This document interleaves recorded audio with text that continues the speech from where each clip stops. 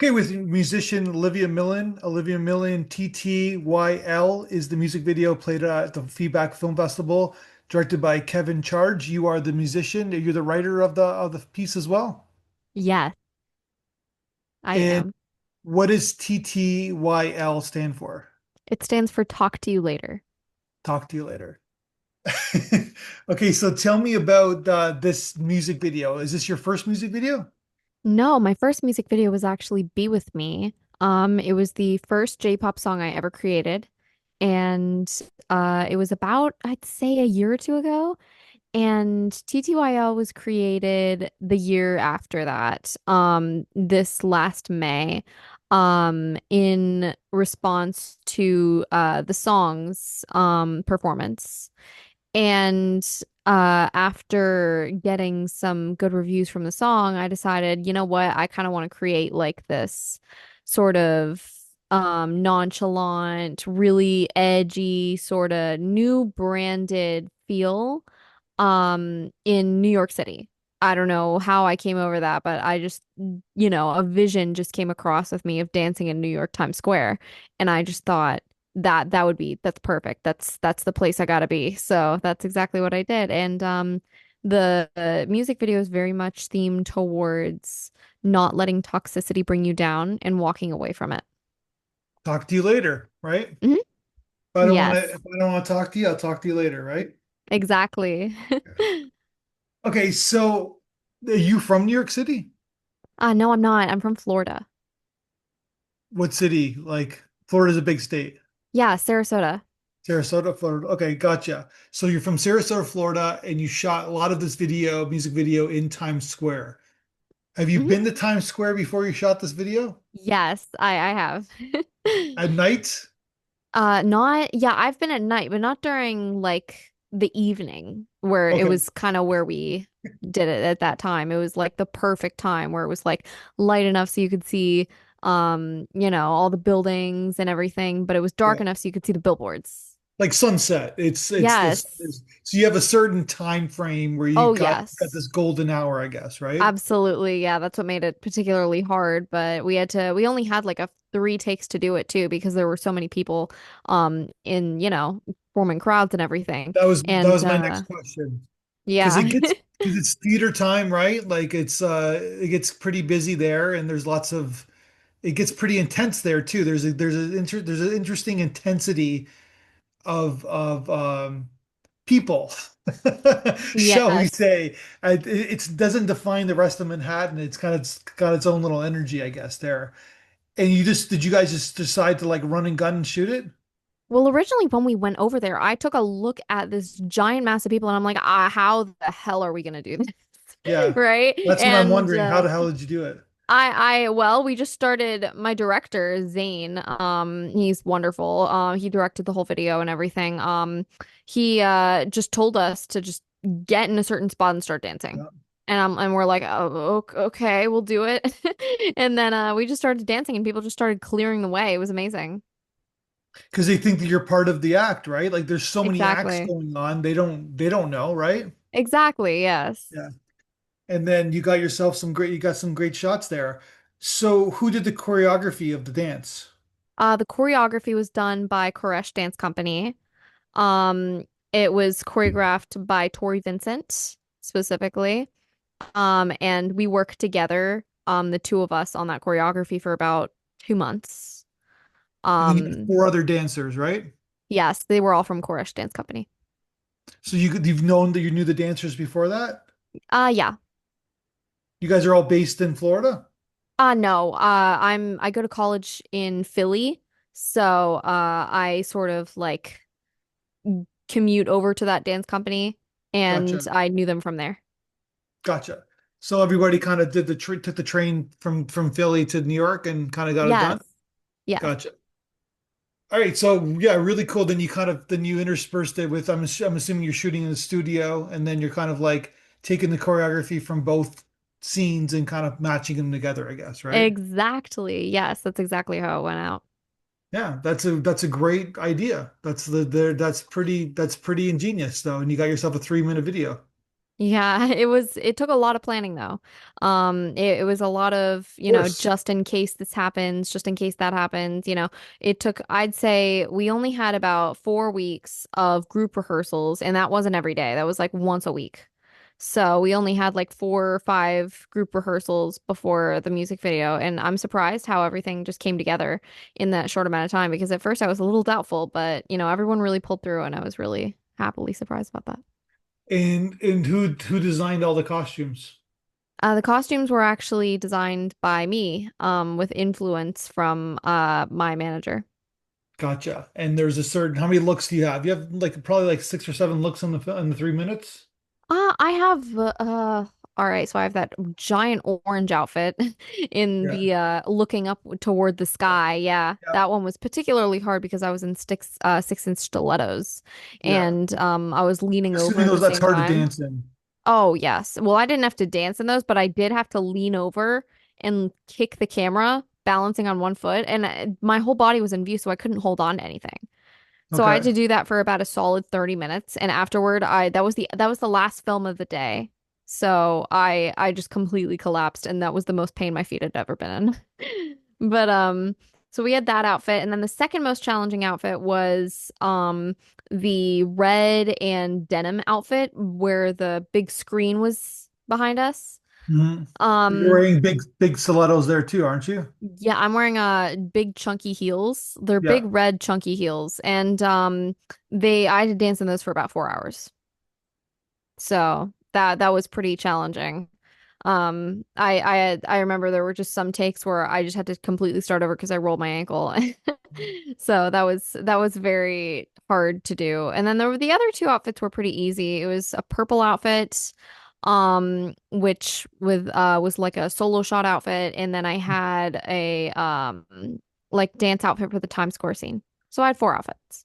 I thought you okay, I could be wrong, but I think you have five because you have one with pink jeans and you have one with blue jeans. Pink jeans. I Yeah. I In don't. Times Square, your jeans are pink. Oh, when I'm in Oh, they're Times not. They're Square? they're not. They're blue. They're blue. I apologize. No, no, no. You're good. You're good. Yeah, yeah. But then I sorry, I thought there was that's somebody else. Okay, then you have the short skirt somewhere else, I guess. But that's what the okay. Yes. All right. All right. I am mistaken.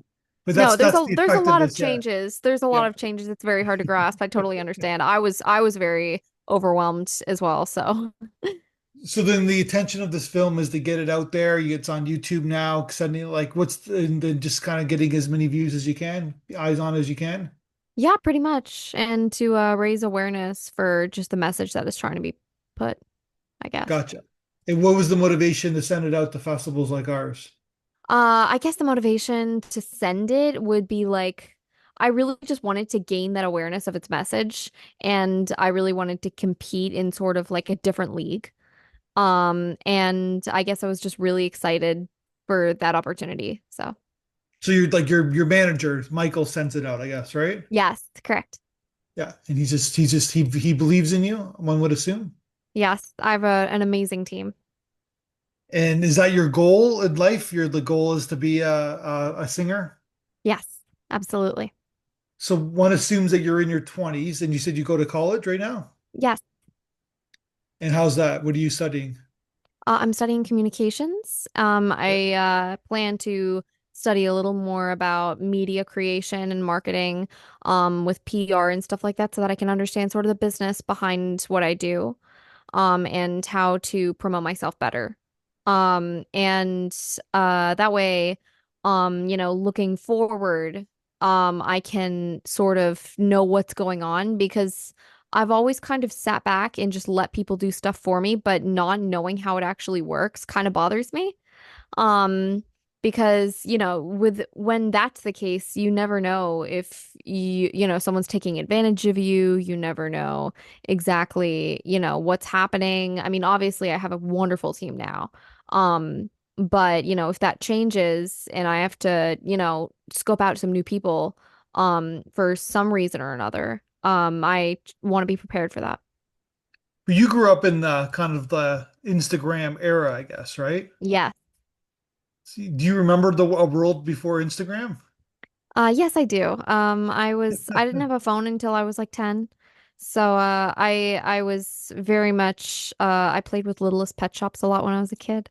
Okay, I remember I those. played Yeah. with, Okay. yeah, those were huge for me. I had my little DVD player with, it was like a computer looking thing, but it had Yep. like a little DVD thing in the center instead of a keyboard, and you'd put your little DVD in it, and then you'd watch on your screen. But People don't even know what DVDs are now, right? I So, know, right? It's so yeah. scary. But But you have that context though. So, yes, I do. but at the same time, you start everybody. I'm assuming your age was posting on Instagram, posting on Facebook. I mean, Uh, when it got to a certain, time, like when I was 15, yeah, that was when yeah. things really started to hit the fan. And in terms of social media wise, and that's when I kind of started getting involved. I was never good at social media, but I just always put stuff out there because it just was fun to do. Gotcha. And when did you start getting interested in music? Music, I really got interested. I mean, I've been interested in music all my life, but I really started songwriting in like late middle school, early high school. Because I really wanted to kind of express all my feelings in some sort of way. I grew up with a lot of bullying. So I had a lot of this tension that I just didn't know where to let out. And I didn't grow up with many friends either. And growing up also as an only child, kind of just led that into a big melting pot of tension that just needed to be released. So, I expressed that through music, which I ended up writing in my early year of high school. My first single was called Enemy. And it was very out there. It was very dark. It was a 5 minute long song. And it was sort of more like poetry than an actual song. Um, and none of the lyrics really made sense if I'm really, thinking back on it critically. And I guess I really wanted to just that was back before nothing was polished, right? It was all just released. I didn't really have the team that I have now. I didn't have the setup that I have now. I was recording in someone's garage, right? So I was very much at a more amateur level that I am now. And it was a great starting point because it really inspired me to know that there was more out there and to more that I could chase. And I still know that there's more that I can chase. And that still really inspires me to this day. So you just started doing it kind of for like to get to kind of like go through your feelings and emotions and creativity, kind of get it out there, and then did you like play instruments with like did you take piano or did you play instruments as a kid or Yes, I had piano lessons as a kid, but I mainly just played piano by ear because I have perfect pitch and it's just easier to me that way rather than reading the music. I'm not as much of a visual learner as I am an audio learner.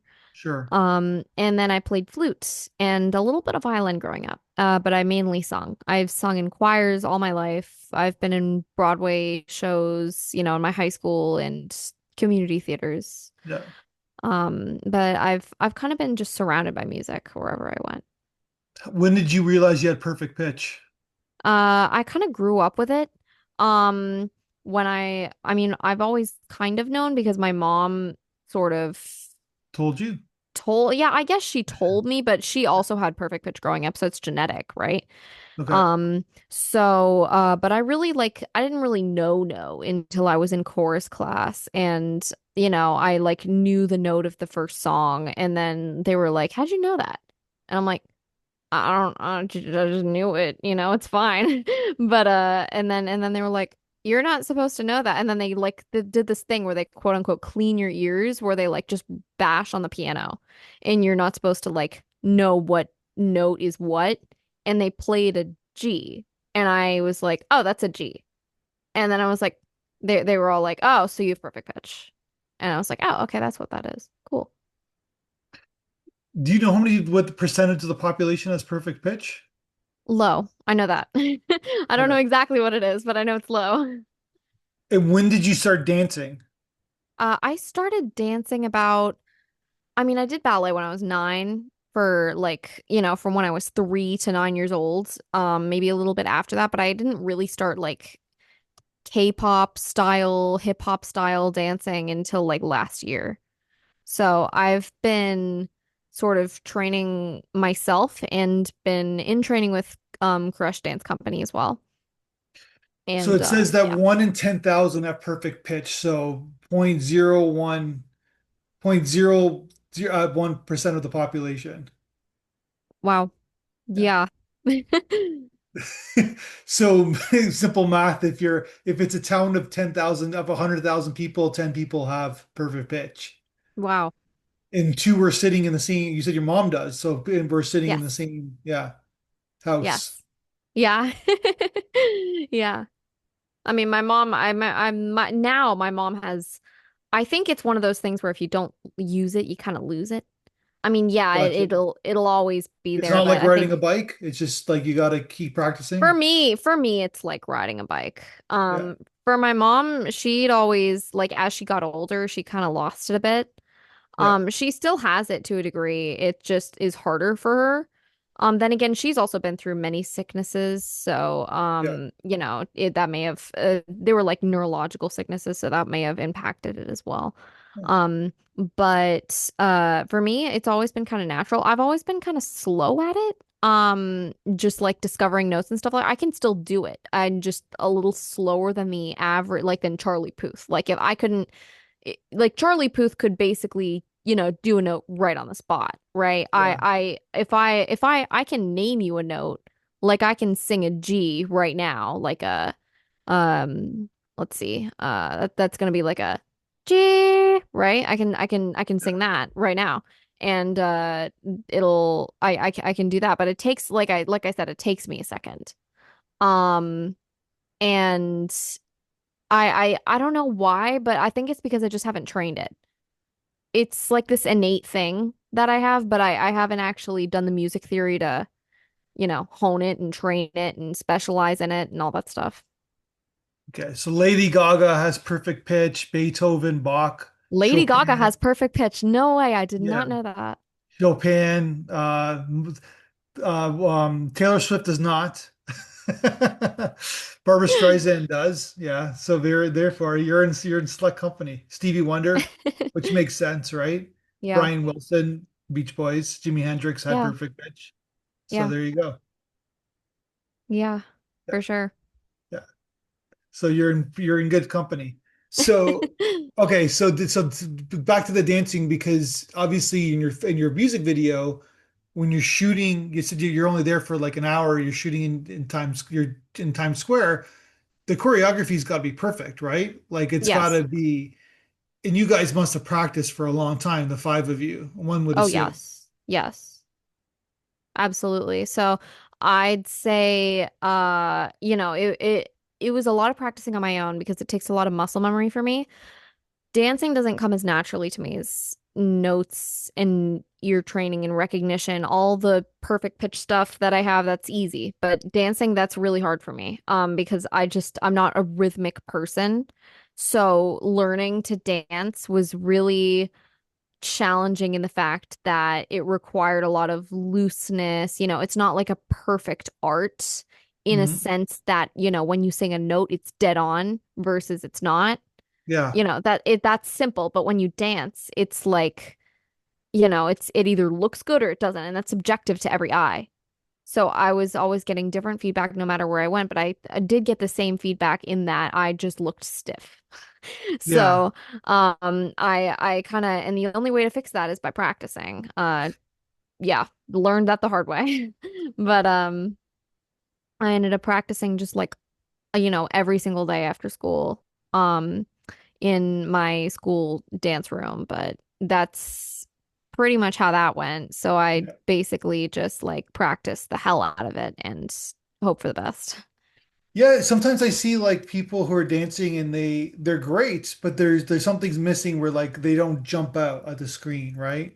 Hmm. And there's I don't know if that's trained or if that's confidence or it's like just something that's natural ability, but there's something that like everybody jumped out in your music video where like it all made sense. Like it's like nothing kind of was jarring to the eye, meaning that everybody kind of felt it felt good. I think that that's the point of the video, right? Like it feels good to watch it. I'm really glad that you say that. So, That's what I was hoping that would come yeah, out of it. from a simple kind of like level. Like I don't think a film critic or a critic's gonna say say those words exactly, but that's I think that's the intention, right? Like it's just Yeah, fun. Yeah. yeah, definitely. That was the goal. So I'm glad it came across that way. And it all matches up, right? Because the like listen, he's there's movie magic, but like the way you kind of jump from scene to scene, but the choreography's got to be everybody's got to be in unison or else the film doesn't work, right? Like they all gotta you guys all have to be like working because the way he shot it, right, is it's put the film on you guys and you guys gotta dance, right? Yeah, exactly. So what's next for you? Well, I have a Halloween single coming out on September 12th. So I'm very excited about that. Halloween is my favorite holiday, so I felt like doing a Halloween single was just needed. And then after that I have an album releasing sometime in the near fall. Great. So you're on your way. Yeah, Last absolutely. question. Who was your influence, like musical influence growing up? Funny you say that because it's actually Lady Gaga. I know I say this in every single interview I've ever done, but I love Lady Gaga. She's just a perfect inspiration for me. You know, she's just so unapologetically unique. Yep. And she said this one quote that really stuck with me, and that is, it doesn't matter if you're dancing or you're performing or you're singing in front of in front of like one person. That one person is all that needs to change your life. Hmm. It's like it's you never know who you're performing with, and you never know like who is who, and you never know how much it could mean to them.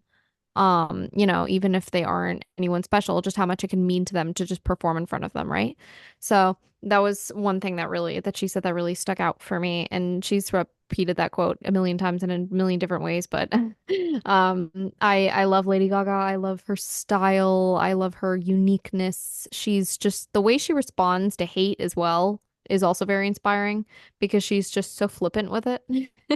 Yeah. She just doesn't give them any attention, or she responds to it with like a quick funny remark, which I always Sure. found, really nice. And then my second inspiration is actually Billie Eilish, because she inspired me to start writing because I always thought my writing was trash growing up, and I was like, oh, I could never be a songwriter. I kind of suck at this. And then I like heard her songs and I was like, hang on, my lyric style is kind of similar to this. And so I started writing lyrics just because of that. That's amazing. It's funny because I've listened to interviews with both of them. And what I got out of both of them is that they both work their butts off. They both work so hard to get where they are and to keep going. That's what keeps their like, people could be flashes in the pan, but she's created a legacy. She's created a body of work, right? Both of them. Yeah, They both work so hard. Like they're like they really do. they've sacrificed parts of their life for this, right? So Yeah, and that's really inspiring as well. yeah, that inspired me listening. So it's funny because I remember both of them having different kind of interpretations of how much they work, how hard they work. So, Yeah, exactly. all right, well, congratulations on this video, and I wish it the best success. And let's talk again when you make another one. Absolutely. Thank you so much for having me. I really had a Thank lot you. of fun.